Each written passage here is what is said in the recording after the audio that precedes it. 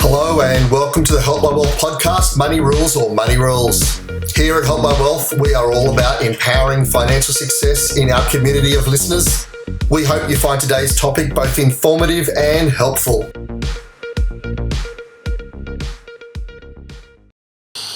Hi and welcome back to the podcast from Help My Wealth, Money Rules, Money Rules. I'm your host, Stephen Logan, and as always, I have with me Hamish Ferguson.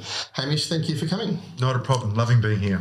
And our special guest today is Dr Mardy Chiah and Dr Cathy Wu. Thank you for joining us. Thank you. Thanks for having us. No problems. Dr Mardy Chiah is the Associate Professor of Finance at the University of Newcastle and is currently the Academic Director of the Tax Clinic at the University of Newcastle. The Tax Clinic provides pro bono tax advice and services for unrepresented and disadvantaged individuals as well as small business in the Hunter region.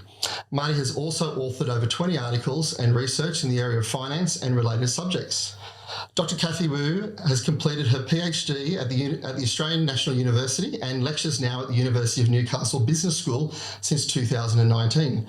Today we're going to be talking about the Financial Wellbeing and Life Satisfaction Report, and Cathy was one of the authors for that. So thank you both for coming. Thank you. Great. So please, first question I wanted to ask you, Cathy, was what was the idea behind the research? Where did it sort of come from? Yeah, so where should I start? I think one thing that's very important to everyone is like financial literacy. But if you think about talk to people about this topic, they might be first the reaction is intimidated by it because I'm not sure if you know people who around you have talked about talk things like, oh, I'm not a number person, I'm not really good at math, and then therefore they will think that finance is everything that related to number, then they will be try to avoid about it. So that's why. But if you ask us, it's actually not true, right? You don't have to be a math genius to be actually obtain good financial knowledge. So actually, I think that's right. Yeah, you still can do it. It's not like you have to be very good at math, like you need to do all the calculation. But actually, so that's why I think to helping people to reduce their fear in terms of when they try to deal with numbers. Also, more maybe accurately, is when they deal with their money will be a very important thing in my opinion. So I was quite fortunate to have this opportunity to work with the Greater Bank. Actually, we have conducted survey back in 2021. So which we're looking to, for the Australian, to look at every general Australians to see what kind of financial situation they're at. And it's actually during the pandemic, right? So in 2021, it's actually giving us a good opportunity to look into when people facing these stressful situations, how they actually do with their finance. And also, because this survey is done with the Greater Bank, so it's likely that it will cover a good proportion of people actually coming from the Hunter region. So, and this might be a little bit different from maybe other surveys that we have from maybe some other institution, because we all know it's different from people from maybe larger cities like Sydney or Melbourne, that actually Hunter regions, we have people that are more likely to coming from relatively disadvantaged social and economic backgrounds. So that's why I think this report actually will be, the information inside in this report will be helpful to those people who actually most needed the help in terms of financial literacy and advice. And that's why we had this research. So was there anything in particular that, obviously when you start a research, we all have bias, we all have ideas of what we think is going to come out and what it's going to look like. Was there anything in the research that you were quite surprised by or you didn't think would come out but did come out? Yeah, I think this is when we first start to analyze everything, there are two things I think in summary with maybe we think is quite, not say unexpected, but quite interesting to talk about. I think there are two aspects. So the first thing is that our young adults are suffering. So if you want to look at the statistics from our report, that 43% of the young adults, which is in the age group about 18 to 24 years old, actually are struggling to pay their debt obligations.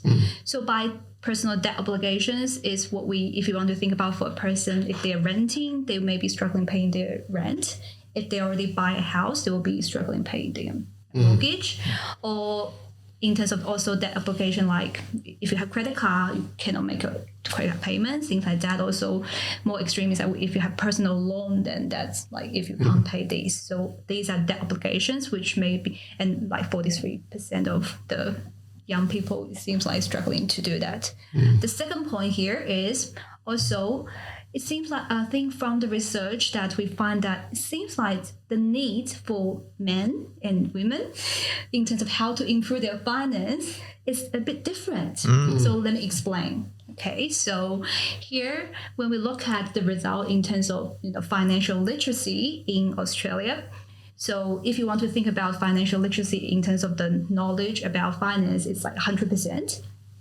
So for an maybe average Aussie women, so they will know about 54% of this knowledge. Okay, so it's like maybe half, just more than half. So not seem to be a lot, but for these women, actually, they are very good at applying this knowledge and making very sound financial decisions. For example, they have savings and they have good financial behaviors. But on the other side, if you think about an average male, okay, in Australia, they will have about, still this whole, in terms of knowledge, in terms of we look at like a whole knowledge, they will know about 70% of this knowledge, financial knowledge or literacy. But since like they have these knowledge, right, they know these things, but on the other side, they seems like not really applying these things into their daily financial, decision makings. Yeah. Okay, so they actually have relatively less, sound financial behavior. So that's what I found quite surprising about it. Yeah. For you, Hamish, was there anything in particular that stood out to you that was surprising in the study? Look, I think for me, actually the concept, I think one of the statistics was that if you're married, you generally feel like you've got a higher level of financial stability. I think that was one of the points that came out. It's interesting that home ownership also plays that, like that's a bit of a changer as well, that once you buy your home. But I'm wondering whether there's a chance that it's a little bit biased in the sense that, well, that person that actually buys their home might have a higher level of financial literacy already, which has helped them actually achieve that goal. Does that make sense? Yeah.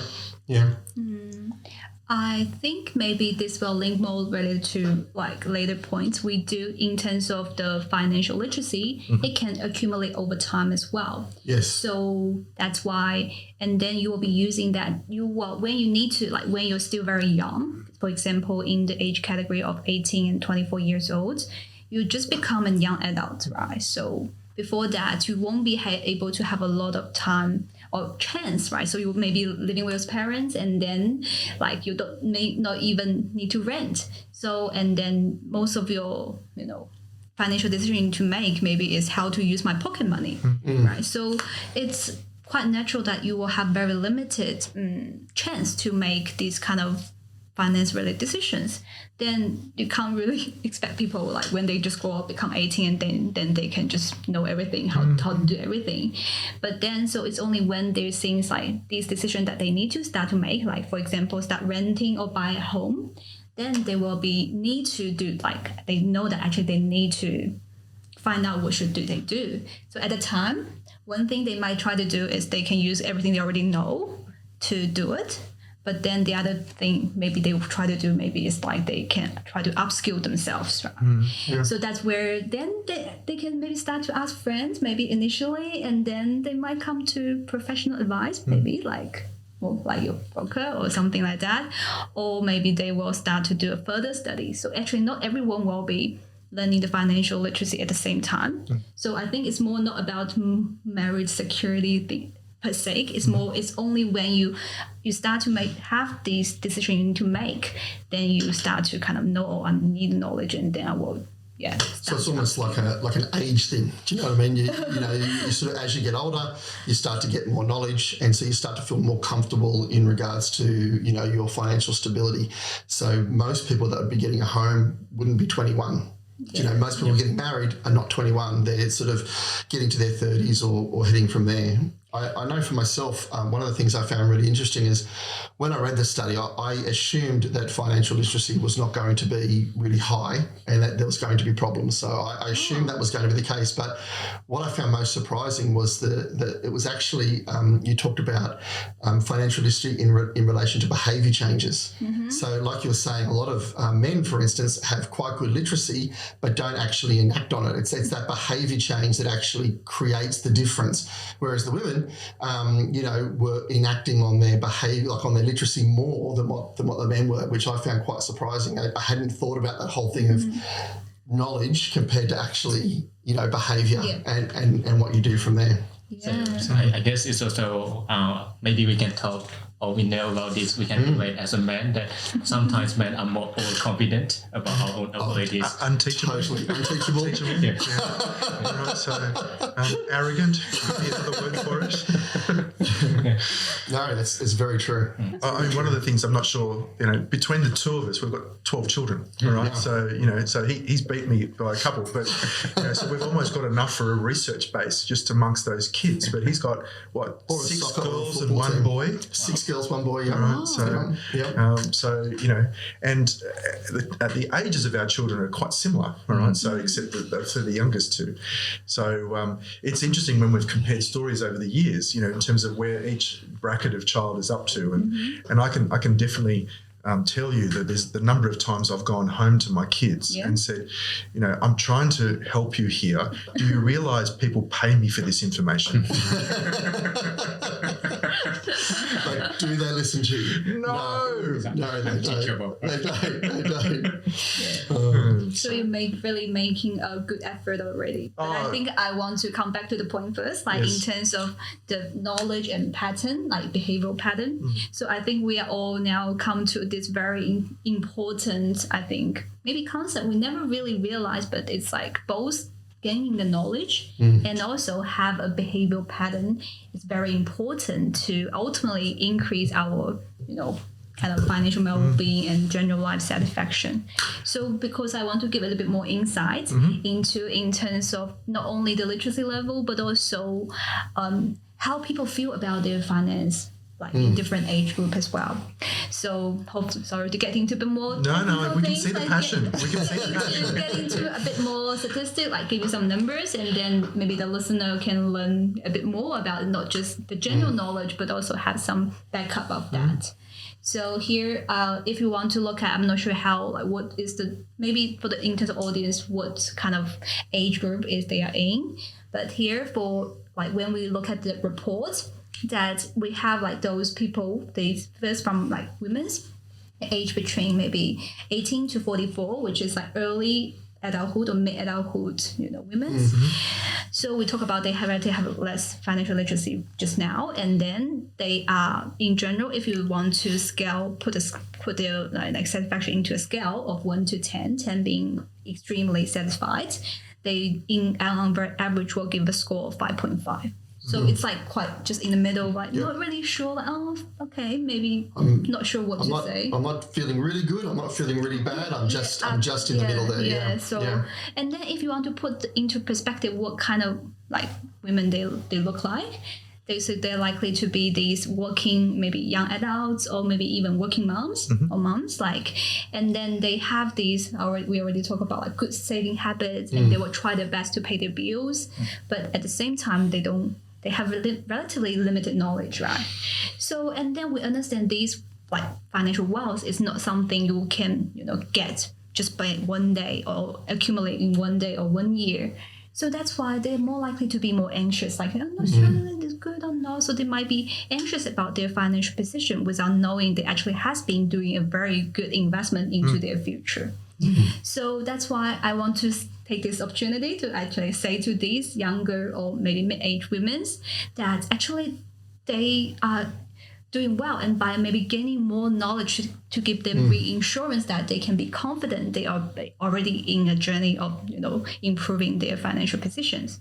Also, these knowledge will be helping them also in their journey, maybe to achieve their goals a little bit faster as well. Yeah. But then on the other side, for men, so in terms of like we already talk about, like you guys are maybe relatively more confident. So the scores like are for an average man between age 18 to 44, like they will have a score of between about 6, on average 6.5 out of 10. So you're more towards like satisfied with your finance side, right? And also, I think some part is this will be related to also because maybe we will also pick up for men, maybe you guys are more good at numeric scores, like because for our how we measure financial literacy, we do definitely incorporate these things as well, like in terms of had these questions. So but you guys have this skill to do it, but then maybe when you're actually making these decisions, maybe there's less that incorporate into when you buy a bigger purchase, things like that. Actually, then decide, which we just talked about. Maybe on the side note, in terms of how much risk you're willing to want to take for your finance, it might be actually related as well, because we do find that actually males are more likely to be risk taking during like when they before from mid age to early to mid age group, they're more risk taking than females. But this might explain a little bit the story here as well. But then another things need to a little bit alarming about this Ben for men, their satisfaction in terms of their financial position actually decreased after they become like a bit older, like after retirement, like 65-year-olds. Do you think that's because they've been so risk-taking in the early years? Maybe, they haven't been as careful and as planned as, say females in general. They get to sort of 45, 50 and they go, oh, what have I done? So that's why they might explain a part of the story. I think that's the point I try to make as well. Yes. Yeah.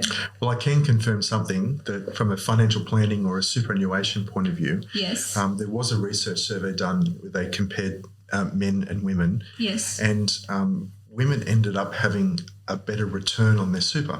Really? Right? And wow. they went backwards and went, wow, why? All right. And apparently one of the stark things from a behaviour point of view is men like to tinker.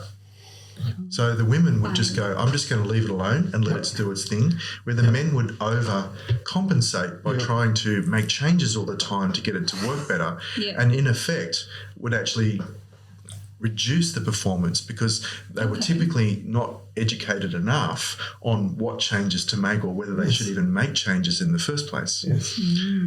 So that's fits in there somewhere in terms of that whole behaviour. Sometimes the whole men like to fix it, right, can be a bit of an issue at times. Yes. So look, one of the things I wanted to bring you back to as well is not just your report but other researchers have shown that young people have the lowest levels of financial literacy in Australia, and I think sometimes at face value you can sort of go, oh, the young people, that generation just isn't smart or whatever else. But in reality, it's the fact that as time goes on and the older someone gets, the more confident they feel in their financial literacy because they've actually bought a house, they've done an investment, they've sorted out their super, they've maybe gone through interest rate rises and lows. They've had this experience. And so one of the things that we're trying to talk to people about is to go, getting financial literacy early is actually going to help push you forward in where you're at. Like, why wait till you're 50 to go, I feel a bit more confident about where I am, when you could actually, do that when you're younger. And I think that's one of the things that your report showed quite well is that, our formal education system doesn't really talk a lot about personal finances. So we do government finances, we do all those sort of macro things, but when it comes to your own cash flow, your own budget, how to buy a house, how to look at interest rates, it just doesn't get covered at all. And so the only way you know about it is, like you mentioned, friends, family, or if you actually then go and learn yourself somewhere. Yes, I think we already covered why there might be an issue, like potential difficulty for people who just become adults, like in 18 to 24, who have less exposure in terms of potential decision making. Like they don't really have a chance to make this decision. So that's why I think one of the programs which actually the Greater Bank has been doing with collaborate with University of Newcastle is that we have this financial literacy program. They actually have these ambassadors who are going to high schools to teach high school age students the basic finance skills. And did they find that young people were receptive for that, or how did that sort of go in reality? Personally, I'm not directly really involved into how they receive, so I can't really comment on this part. But I think they have been running that for quite a few years. Like I think for 5 years, we're like starting a new phrase again. Like next 5 years is starting. So, but it seems like I think as it has been running quite for 5 years, I think it's definitely have some audience, and then people do start to see the benefit of that, and that's why they are doing these things anyway. And it's nice to see a big banking institution like the Greater actually going and out to schools and doing that and funding that and asking the university to do reports and to fund that as well. That's quite helpful. Yeah. So, Cathy, it was no big surprise that, you found that there were people that were struggling to pay their debt and obligations. One of the things I found interesting was that, people between the ages of 18 and 24 stated that they felt they had they were finding it hardest to pay their obligations compared to older people. Yet people that are of a younger age tend to have lower obligations. So it's definitely about a feeling, more than the actual amount of debt that they have. What was the findings in regards to that? Yes, actually, I did some analysis to find out these things as well. Actually, it's a very interesting question they've been asking, because we really want to see definitely not only the financial level of the money impact on people, but also how they feel, right? Because we have been talking about this stress level a lot now in the society. So I did do some research, a bit more analysis, but please bear with me to explain a little bit more. So if because in the survey, we actually asked 5 questions related to whether you are experiencing something we call financial hardship. Okay, so let me explain these categories first. So the first category, the question we asked is, do you feel that you are not able to pay your utility bill? So that's the first one. And then the second one is, have you actually asked for government assistance in terms of the hardship funding assistance? Have you applied? Then the third one category is actually, have you received them? Because just merely applying and receiving is a different story, right? Different level. So that's why it's 2 separate categories. And also the fourth one is, do you struggle to pay your loan in the last 12 months? So the mortgage. So that's just the fourth one. And the last one is, in the last 12 months, have you been asking your family or friends for financial help? Like that's another category. So to do some analysis, we kind of have these 5 categories, right? So what we found is, when we look at all these 5 categories, so when you have more categories that you are struggling with, right? So you're actually dealing with more than one these kind of issues, then how you feel about your finance, right? And also overall life satisfaction will be decreased. And let me give you some stats, so bear with me. So in terms of for average Australian, so with one additional category of issue they have, okay, so their feeling of their financial well-being will be decreased by 28% if you rank it out of 100. So that's a very big emotional stress, right? Yeah. And then if you look at their overall life satisfaction, it's actually, so by just having their finance, right, they have one more the category of issues, so they have one layer of issues, it will decrease their overall feeling about life satisfaction by 9%. That's still a lot, right? 9% of their life. And then let's talk about our group, which is we concern about, which is the young people, like 18 to 24. So the stat in terms of how this will make them to be more stressful or increase to more than 30%. for every one category. So it's not only about the money. So each category of increase, It's that compounding effect, isn't it? That's you know, right. like you have a problem in one area, and then you have it in another area, then another area, and it really does, get to a point where you feel like you can't get out from under it. That's right. And then it's really give you a big burden, which might be having some reciprocal impact on people's life. Did you find at all that, especially for younger people, a lot of their debt is not a mortgage, it's not an investment property, it's not big things like that, but it tends to be, from my experience and from what I've seen and read, things like Zip Pay or the Afterpay or those sorts of things where they've seen, I've moved into a new house, I really want this lounge, and they go and get it on Zip Pay, but then they've got to spend the next year or longer trying to pay this off. Do you know what I mean? Is that the sort of, loan stress that a lot of younger people were having? Yeah, I think Mardy can really a big expert on this part. Yes, so that's right. There's increasing use of those buy now pay later platform because they're not assessed as credit in the past, which the government has changed from the start of this year. Right. So this actually, I guess, create a false perception among young people that even if I do use the buy now pay later platforms, I'm not really incurring any debt, which is not true because those platforms actually have late penalties and account management fees, which quite is large penalties and quite large fees as well. Yes, that's right. If we do convert that as an interest rate percentage, it's actually much higher than interest rate, let's say, on a credit card. So that's why I guess the government also sees the issues, especially among young people using those platforms, and hence they have started to regulate as a credit product starting from this year.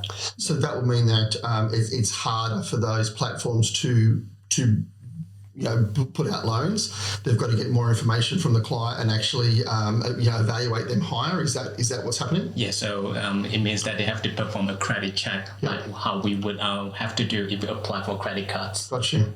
Because I found sometimes you talk to some people and they don't just have one Afterpay, they have a Zip Pay for their lounge. They've got some sort of Afterpay for their computer. They've got, they end up having 3 or 4 or 5 of these compounding loans, and they're 24 years old, and and their loan rate is quite high. So I imagine the stress of that, feeling like you've got to meet those obligations, would be very hard and disconcerting. Yeah.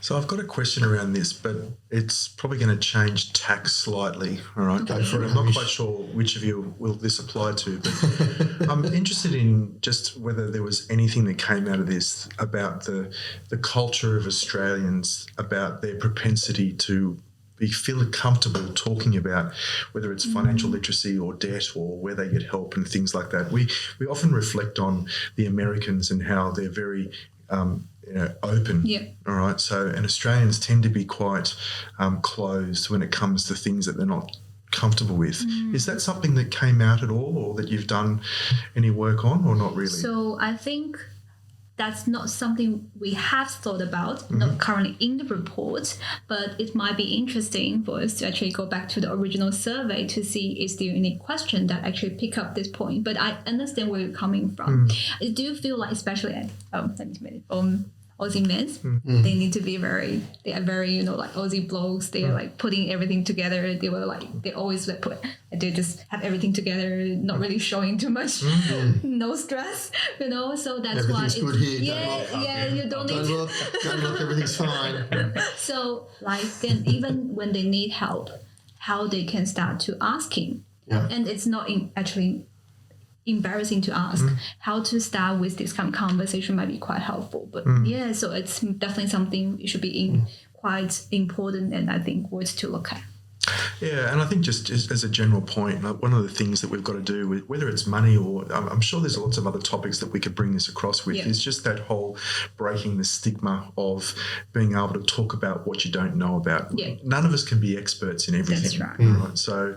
Right? So whether it's money or nutrition or health or whatever it happens to be, that we really want to be able to say to people, talk to somebody that knows what they're doing, so. That's right. And I think social media's made that worse because, from a social media point of view, you put your face up and everyone looks at it and goes, oh, wow, isn't Marty doing well? Like, look at his car, look at him playing with his kids at the beach or, whatever's happening. Look at him having fun with his family. And you don't know if that's true or not true. Do you know what I mean? Like, it's the persona that you've put out. And so therefore other people then feel that they have to also put forward that persona. So it's very hard to then come to someone who you've seen on Facebook is doing so well to then go to say to them, oh, I'm actually not, I'm struggling under this debt or I'm having a relationship problem or whatever else, because you can't talk to anyone because everyone's perfect.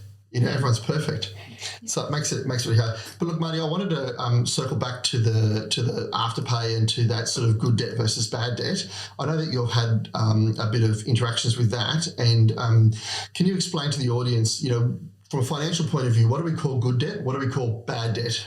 Yeah, so I guess from the perspective of, finance theory, so taking on some form of debt is actually good because it helps us to leverage and in a way improve our profitability of your small businesses or of a company. So this is why you can actually see that if you look at financial reports of companies, they would almost all of them would have some form of debt that helps them to grow their businesses. So this is why back to your question about good and bad debt in terms of personal finance, definitely there will be this distinction. So generally, good debt are those that actually help you to invest. So it can be either investment into yourself or investment into something or some investments that actually help you to grow your net wealth in the long run. So some example could be, let's say, education loan, right? So that you're investing in yourself to get the knowledge that. So HECS debt we would call a good debt. In general. So if, of course, you can't just do any degree or course that you're not interested in. It needs to be something that you're passionate about. Like, so for example, I'm passionate about finance and accounting. So that's why I did. So you didn't do veterinarian? Yes, definitely no. So it's not something. So I think that's not something that I'll be able to be passionate about. So that's why, of course, right. So education is important, but it's important to do something that you're passionate about, so that you'll be able to have fun and have a greater career prospect based on that career path. Yes. Right. So some other examples include mortgage. Right. So of course, right. So it needs to be bearable. So it needs to be something that you can afford to pay. But it is an investment in an asset class property that has some growth potential, especially over the long run.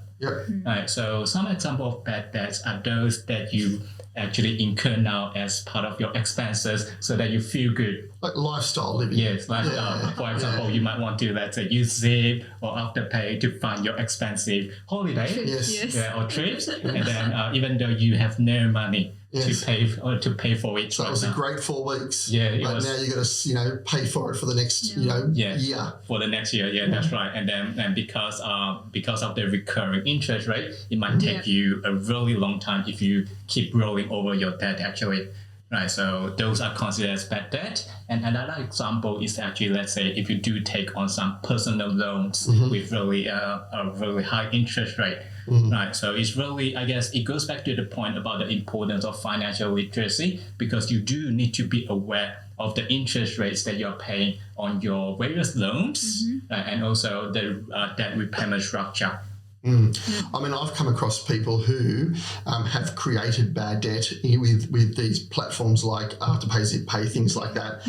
They then transfer that to a credit card that's like at a $0 interest for 6 months or something like that to try and pay it down, but they don't tend to pay it down, and then they've got high interest rates, and they have to transfer it to another credit card or another, and they just sort of this rolling ball. Have you found that, Hamish, with people? Oh, definitely.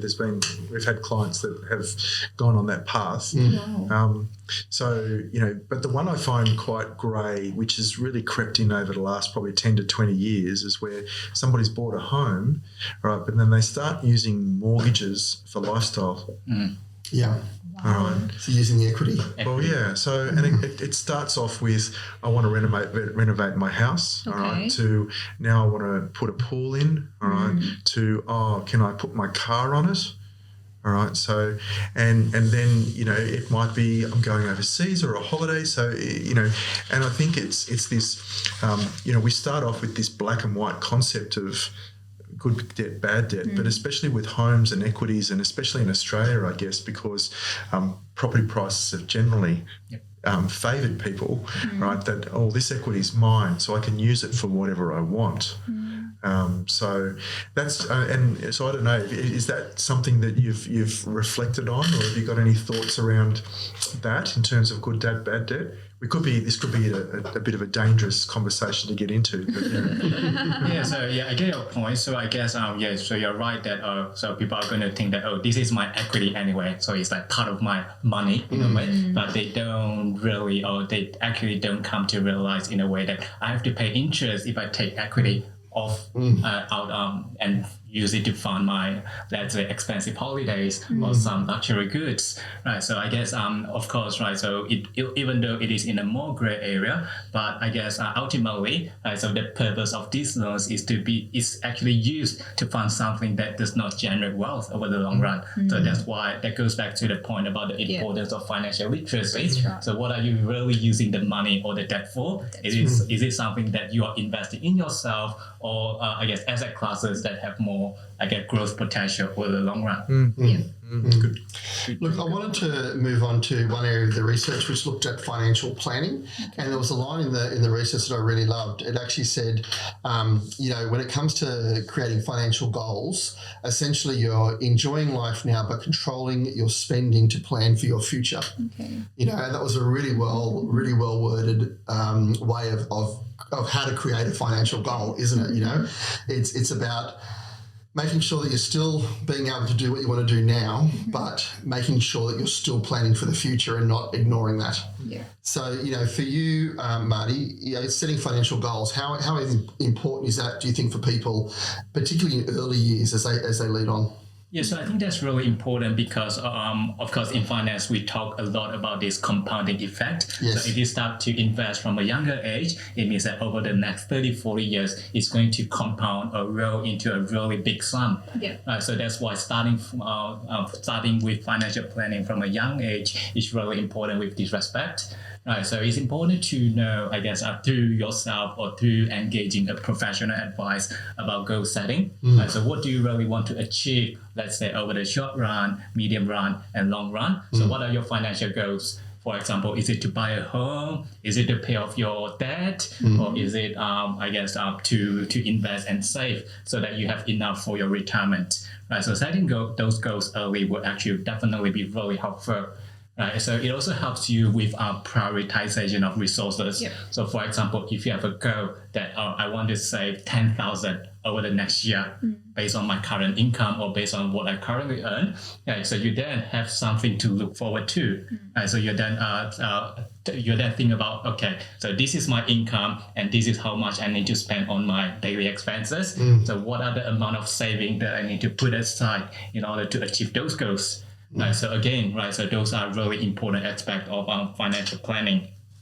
Right, so by setting goals early, it also helps you, I guess, to review and monitor whether you are setting a goal that's too difficult or something that's too easy in a way. So for example, back to my example of saving 10,000 in 1 year, if you can do that in 1 or 2 months, it means that probably your goal is too easy. So it's not something that's helpful in terms of, I guess, saving for long-term financial wealth.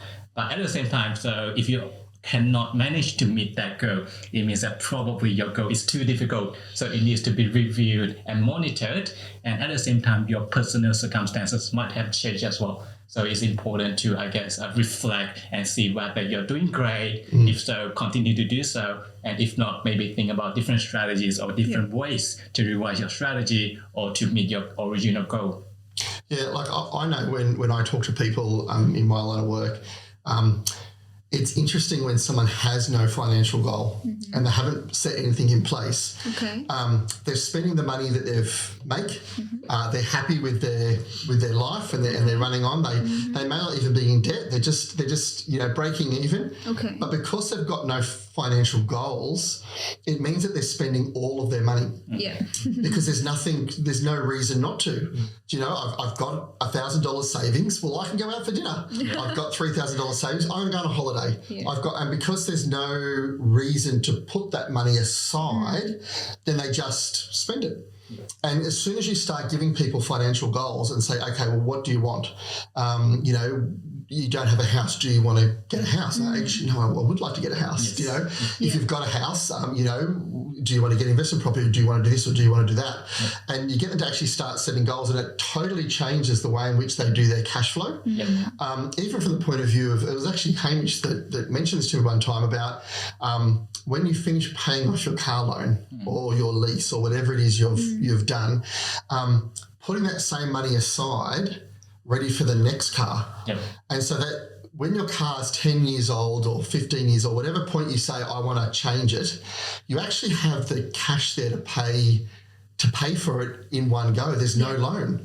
And it's amazing how freeing that can be for someone. That's and, right. you bring that up to people and people are like, oh, I just never thought about that, That's right. So getting these goals, making goals that are, like you said, achievable, that make you stretch, and they have to be measurable, don't they? You've got to say, I want to save $400 a week, or I want to save $1,000 a month, or whatever it is. It has to be measurable so you can actually watch it go from there, Yeah, so that's right. So it's important to make sure that those goals are measurable and actionable because, so if people set something that's too difficult or unrealistic, they then lose the motivation to do that. Yeah, you just give up. Yeah, totally.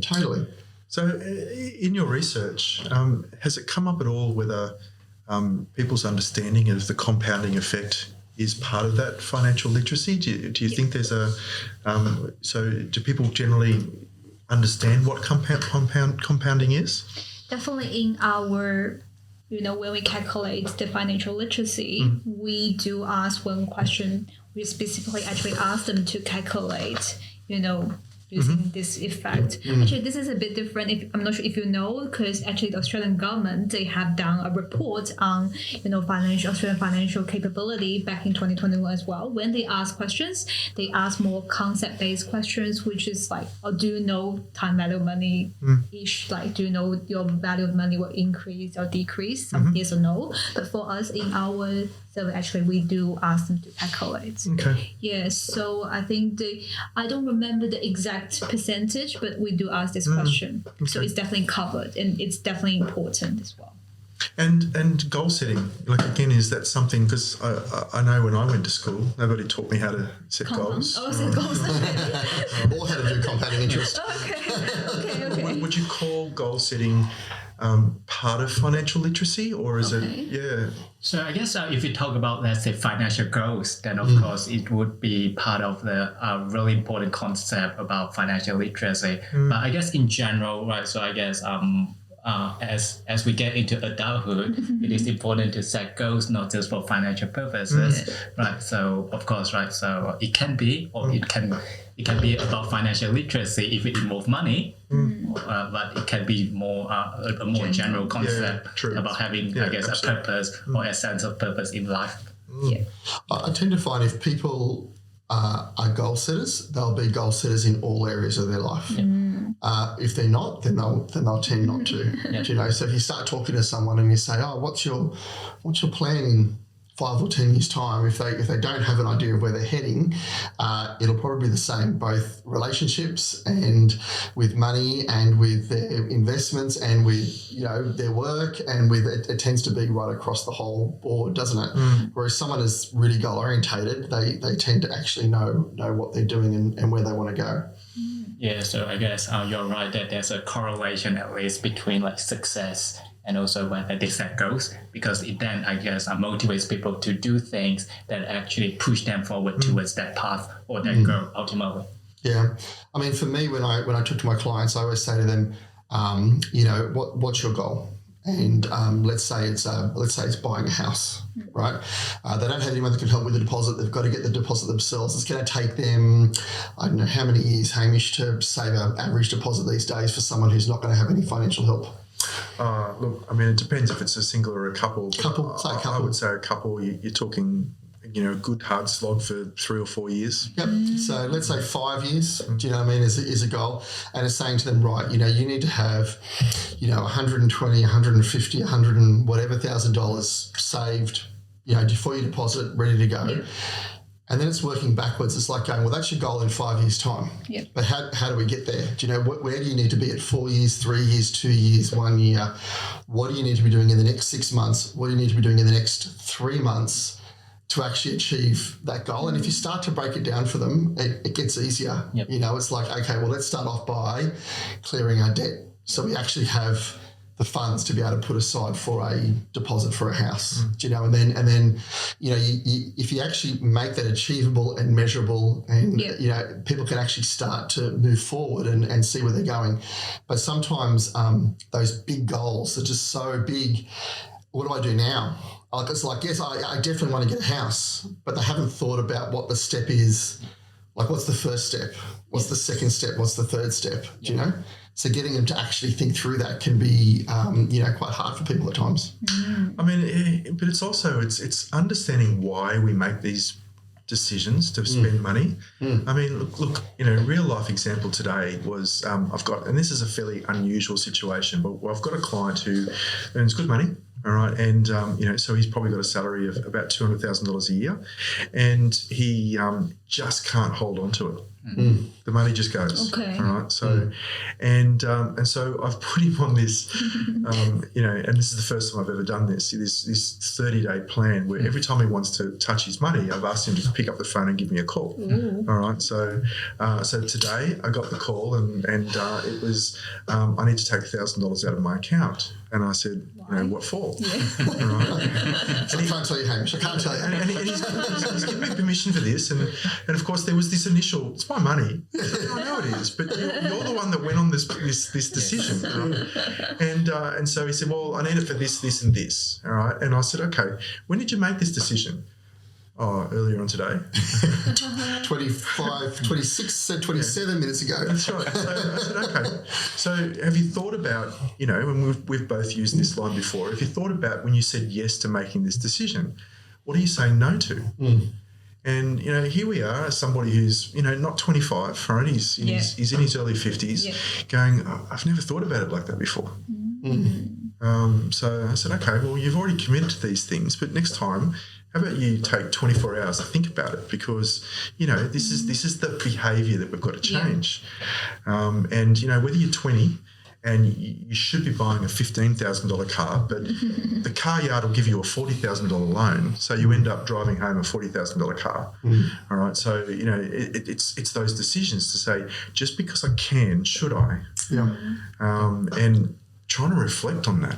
You've mentioned that before, just in relation to home loans. Just because the bank will loan you $800,000 doesn't mean that you should take $800,000. Just because they will loan you $1.2 million, doesn't mean that you should take the $1.2 million. And it goes back to what you said before, Marty, about feeling confident that you can pay for that, that you're not going to overextend your obligations, that you're not going to be under financial stress because of this debt level that you've taken on. That's right. Do you know? Yep. So thinking about those financial behaviours, Marty, that sort of come out. Are there any other reflection points that you've sort of gone, oh, this was this was an interesting learning moment for me, or something that really shone out?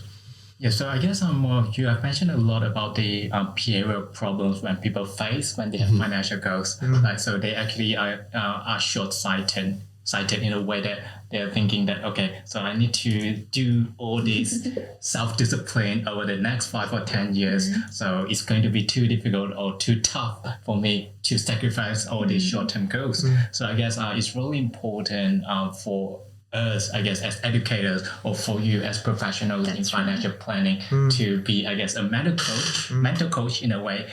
So we actually need to, I guess, tell people about the importance of those goals and what they need to change in terms of their behaviors in order to achieve these goals.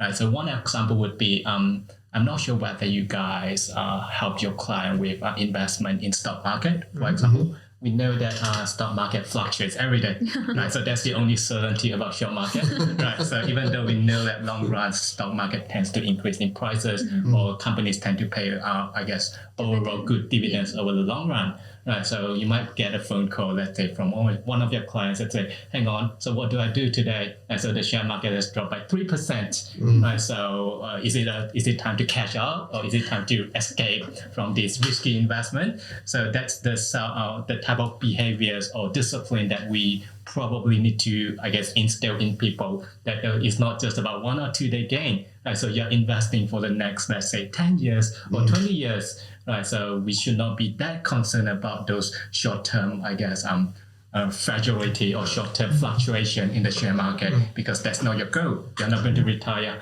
and take your money in the next day or two. And look, I had a conversation just recently. My background on my professional is property, and someone was talking to me. They said, "Yeah, look, I do want to buy a house, but I'm thinking I won't buy it at the moment because interest rates are too high." And I said, "Look, interest rates are high, and I really think you should talk to your accountant, talk to a mortgage broker, and get some advice. But have you thought about it this way? Over 30 years, radio, will interest rates go down? Yes. Will interest rates go up? Yes. So someone who purchased a house a year or two ago at 1.7% interest and was feeling over the moon and they could totally make their repayments, they're hurting right now. Exactly. They're in a lot of pain. Whereas if you choose to purchase your house now, you're purchasing it at, in the current, last decade or two, it's a high interest rate environment. So you're really accepting that weight. Do you know what I mean? Now, over time, it's going to go down. Yep. And then over time, it's going to go back up again. It's going to go down. But really, I think when you purchase property, for instance, in a high interest rate environment, you're actually acknowledging what the cost is, more so than someone who purchases it in a really low interest rate environment. And I'm sure, Hamish, you're finding that a lot at the moment now. You'll be getting phone calls all the time. Yeah, quite a few. Yeah, people are just not used to it because it's been 12, 13 years since we've had rates at this sort of level. So as they talk about in the market, there's a whole generation of people that have never seen interest rates like this, whereas I guess it's 22 years for me. So this is probably the third time we've seen rates at this sort of level. So, yeah. So I recorded back in 1980s and mid 1990s, interest rate were double digits at that time. Yes. So I guess that's an encouragement for people nowadays that we have not reached that stage yet. So if you have no problem paying high interest rate now, so probably you would be able to pay when it gets lower. Yeah, that's right. Matter of fact, going back on your comment with your friend who asked you to keep him accountable, I knew someone who him and his partner found it impossible not to just purchase something. They just knew that they were just terrible. If they saw something, they wanted to buy it. So they ended up putting their credit card in a 4-litre ice cream bucket and freezing it in the freezer. And if they wanted to purchase something, they would take it out of the freezer and sit it on the table. And it would take 2 days to defrost it. And that was their whole thing, was to go, we've got 2 days to decide, do we really want this lounge? Do we really want this car? Do I really want this computer? Do I really want this? And That's good. Look, I mean, it's over the top, but it was very effective for them to be able to, go through that. But I wanted to ask you, we started at the very beginning of the podcast talking about how I found it interesting that financial literacy, I knew that was important, and I knew that we needed to increase financial literacy, particularly in younger people. But I found that when the report talked about the behaviours was what I found interesting, that it wasn't just the fact that you had knowledge, you actually have to enact on that knowledge, you actually have to do something. So what are the sort of behaviours, for both, this is a question for both of you, what are the really good financial behaviours that people should be doing to be able to, increase their wealth and increase their confidence, increase their well-being, their lifestyle over time? I can go first. Yes, please, go. And then you can add more. Go for it. Yeah, I think, but it's definitely coming from a personal perspective. I think also for different people, they're willing to take different level of risk, as we already mentioned in the beginning. In this results showing that potentially some people are more likely to be risk takers compared to others, and I'm more definitely on the more conservative side. Okay, so I think my advice is more starting from, I think you guys touch on in terms of spending and things like, for one of the things I do is when I have income, I earn money. It's not for the purpose of paying bill and just expenses. For me, saving is a habit, like a lifetime habit. So actually, I started doing this when I was really young. So when I was in high school, I really actually put in for my tuition fee for university, I put into the bank for deposit, a fixed deposit. Back then it's 8% in Australia interest. So I got quite thousands of interest back for my paid tuition fee. So I think actually, so you can see that actually when you start to know how to do saving, things like that, it will be really good for your financial well-being in terms of a long run. I think definitely the first thing is when you have saving in your bank account, it's actually give you more confidence when you're facing uncertainties, because we know in the current world there's uncertainty is increasing every day. So that's why I think that's definitely one thing, and you guys have been helping a lot of clients about that. And also I think second thing is definitely, I think when you go, we will be using credit card. It's a very good financial leverage, right? But for me, I will try not to spend things beyond my ability. No. So for me personally, I will not buy something which is over, more than my current saving account balance. That's just my kind of measurement, but that explains my point, I think. And the last one I want to give is more not related just to the kind of bank account balance.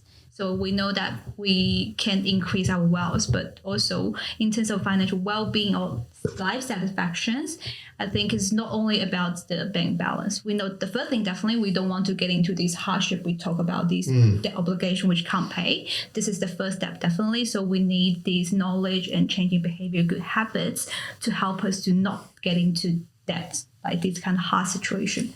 But on the other side, right, for like a general person, that when you start to accumulate your wealth, for me, I think that eventually there's no amount of money will give me the ultimate, full life satisfaction. So that's why I think one thing I will value quite more is I think I will be advised to be quite to be generous to be generous in terms of your finance or your money. So it's something I think is good for my financial health. So because I do feel that as when I help people, when I give, actually I do feel the joy of being able to bless someone else. And this actually increase my financial well-being and even life satisfaction. So that's my advice. So maybe anything you want to add on, Mardy? Yeah, sure. So I think Cathy have covered a couple of good points. So I want to stress the importance of, budgeting again. So it's really important to budget and at least to know so where your money is coming from and where do you spend your money. So that you have some sense of purpose and know what to do with your money for better financial well-being over the long run. And one point that is also really important is about how you manage your risk in terms of insurance. So some people would say that, I don't need insurance because I don't need to prepare for a rainy day. Okay. Yeah, so insurance is actually really important because COVID will never happen. Yes, that's right. So that's why it's really important to, manage your downside risk through purchase of insurance. Like this could be, let's say, a life insurance, disability, or property insurance. If you are a, landlord. So it's really important. And last point that I want to mention, of course, so we all have different behaviors, but it's really, I think behaviors is really a big part about having greater financial well-being and satisfaction. So I'm not sure whether you guys are big sports fans, right? So for example, in tennis, everyone can hit forehand well, everyone can hit backhand well, but it's actually the mental part, the behavioral part that's really important. So I would imagine that it's the same for financial well-being, right? So if you don't have the, behaviors or the motivation or self-discipline to achieve your long-term goals, that is something that's going to be quite difficult to achieve. So keeping your motivation high, keeping your goals, in front of mind. Yeah, that's right. So Hamish, was there any other ones you wanted to add to that? Or No. So Hamish, did you have any other behavioural goals that you sort of think, or behavioural aspects that you think are important for people to take on? Yeah, so the first just little comment. So your first point, Cathy, that you made, the line that I use at work is save then spend, don't spend then save. Yeah. All right, so it's a bit of a tongue twister, but it does sort of capture what you were saying well. And I think, Mardy, that tennis analogy for me, it's that mental resilience to stay on path and not let things distract you. All right, so I think for me, one of the things that, and I don't know if any of you have seen this movie, but we've heard the phrase keeping up with the Joneses, all right? So, and there's actually a movie called Keeping Up with the Joneses that was probably 10, 15 years ago. It was all about this family that was paid, right, to come together by big companies to promote sports cars, golfing wear, right, that sort of thing. So they weren't really a family. They were a make-up family. And they'd go and move into a suburb and then they'd promote all of this flashy stuff, get all of the people around them to say, well, I want that, right, and spend up. And then they'd move them on to the next suburb, right? So, and I think, and possibly it's a little bit related to young people as well, this false expectation that I can't have a $10,000 car. I've got to have a $40,000 car or, or whether it comes with clothes or whether it comes with, whatever it happens to be. It's really, I think, trying to say, okay, what does reasonable look like? Like, what does a balanced expenditure look like where I'm getting a bit of time off, I'm going on the odd holiday, but I'm not being too extravagant. I've got a safe car, not a luxury car. I've got clothes on my body, right? They might not be Country Road or Yves Saint Laurent or whatever, but, I look respectable. So it's finding that balance, which, I think is with marketing and the world that we've got today, social media, it's very, very hard to keep that balance in place. Yeah. I think for me as well, it's that, and we've talked about it through this whole podcast, is actually increasing your financial literacy over your life. So often we go to school and we go, that's it, I'm done, I don't need to learn anymore. Or you go to uni and you say, I'm done, I don't need to learn anymore. We do like it though when we find out that our doctors or our other professionals continue to learn and grow, throughout their professional life. But sometimes we don't actually put that on ourselves. So that idea of that concept of being, continue to learn, continue to read and to actually grow your financial knowledge. If you don't know how to do compound interest, then learn how to do it. We've got the internet. We can do it. It isn't that hard to work out. Do you know what I mean? If you don't understand, what the cost is going to be for a home loan, then go and look it up. Find out. It's not that hard to find out, either again through the internet or through a professional.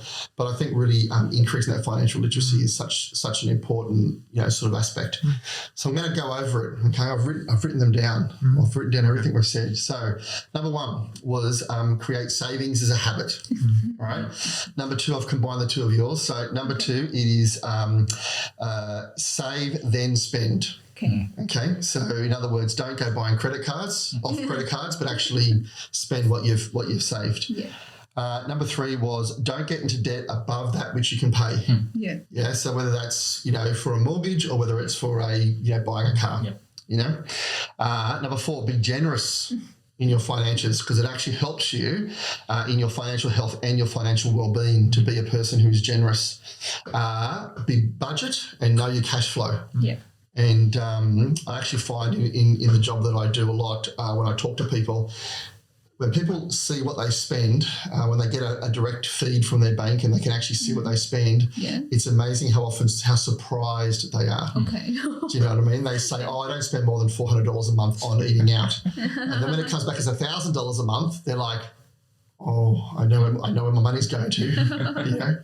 Okay, so number six, manage risk. I really like that one. So insurance. I never forget the first time I realised when I was working as a sole trader or as a sole business person, small business person, when I realised there was a thing out there that I could actually have insurance that would cover it if I got injured or had a problem or, do you know what I mean, that my family would be looked after. It's amazing. You get the right finance, get the right financial advisor to show you what insurance you can have is really good. So I like that. So manage your risk. Number seven, create good financial goals, stay motivated and stay focused to them. Number eight was to increase your financial literacy. So to keep on, learning as a life skill. Did I miss anything? I think you covered all. That's pretty good. That's pretty good. It's pretty good. So look, as we head to the end of our podcast, I did want to ask you. We ask all of our guests a couple of questions. Okay. But in regards to the report that you did, was there anything in particular, Cathy, that you like? What did you find to be the most interesting thing for you, like as a conclusion when you wrapped up with it? So I think when I covered it more in the beginning, I think in the broadcast is I may have something which I can say to more maybe young women, men, Yes. but more about women. So I think what I do want to encourage them is actually maybe they don't realize that much. They are able to, do well Yes. in terms of finance. What they need to do definitely they can try their help to get to more knowledge, and this actually will increase their confidence, and they have been actually on the right track. And So they should have the confidence of the yes, men. that's right. And then in the long run, they can reap a harvest. You can reap a harvest. Yeah. But then for the young men, maybe I think the one line I might want to say is discipline. Maybe it's more important than just obtaining knowledge. That's what I want to say.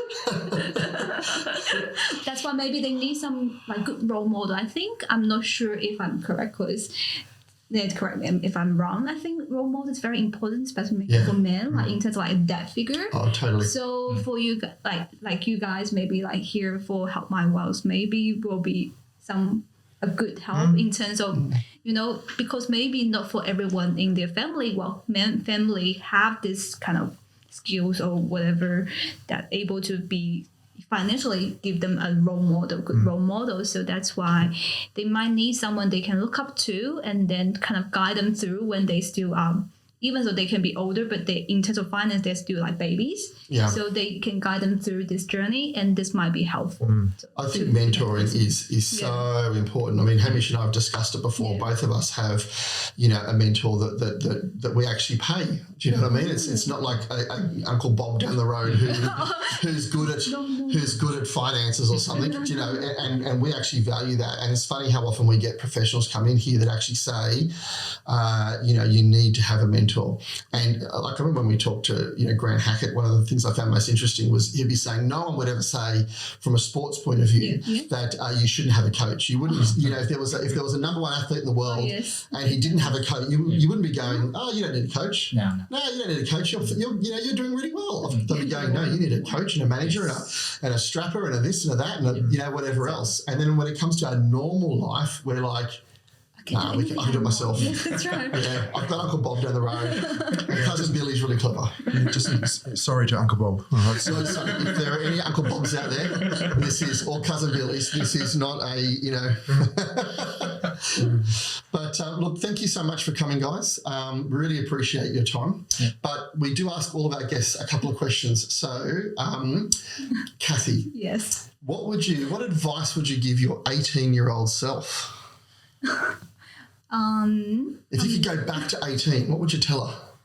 I think I actually, that's a question which I haven't thought for a while.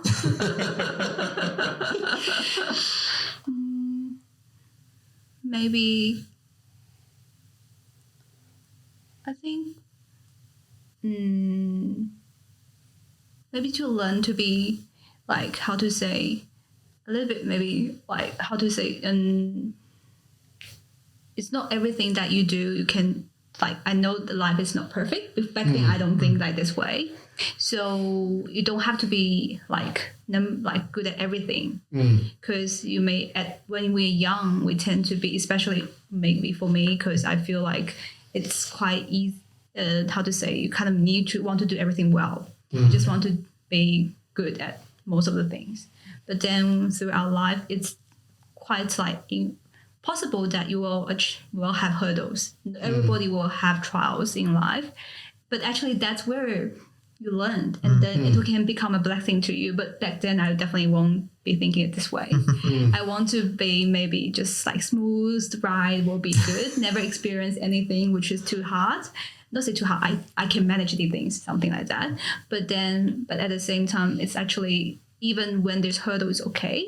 Yep. And then we will be able to have the support and help, and then to go through this journey. I think. Great. And the other question we always ask is, if you had to write a book, what would your book be? What would you call it? What would it be about? To be honest, I don't think I'm the person that I will be writing a book. I think I might be more tend to try to do, maybe if it's more like an article or do some presentations. That's something I'm more willing to do.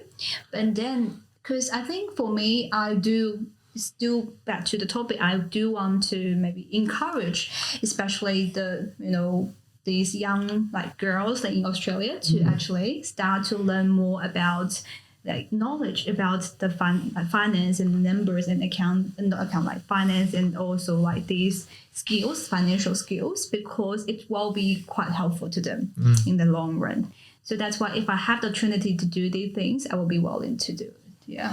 I was going to say, I have listened to you talk, and I can hear your passion for women, and particularly to say to them, you've got this.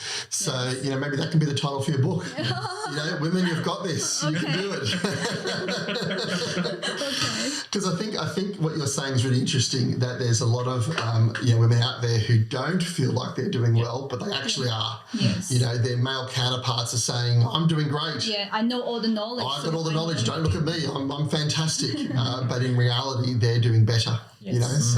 So it's really good. Thank you. Well, Mardy, I won't ask you, because we're going to ask you next time we catch up with you, so I won't get you to repeat yourself again. Yes. But look, thank you both so much for joining us. I've really enjoyed, you sharing about the financial wellbeing and life satisfaction report, and it was actually just great to read that. I got a lot from that. Yeah. So we really appreciate it. But thank you so much for coming. Thank you so much. It was fantastic. Pleasure to be here. Great. Well, guys, everyone out there that are listening, just want to thank you all for tuning in again.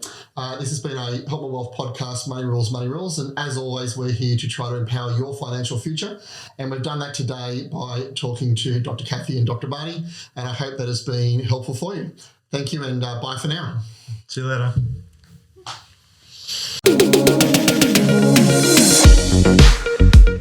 The information discussed by the Help My Wealth and the Money Rules podcast is for education and entertainment purposes only, and is general in nature, and it is not advice.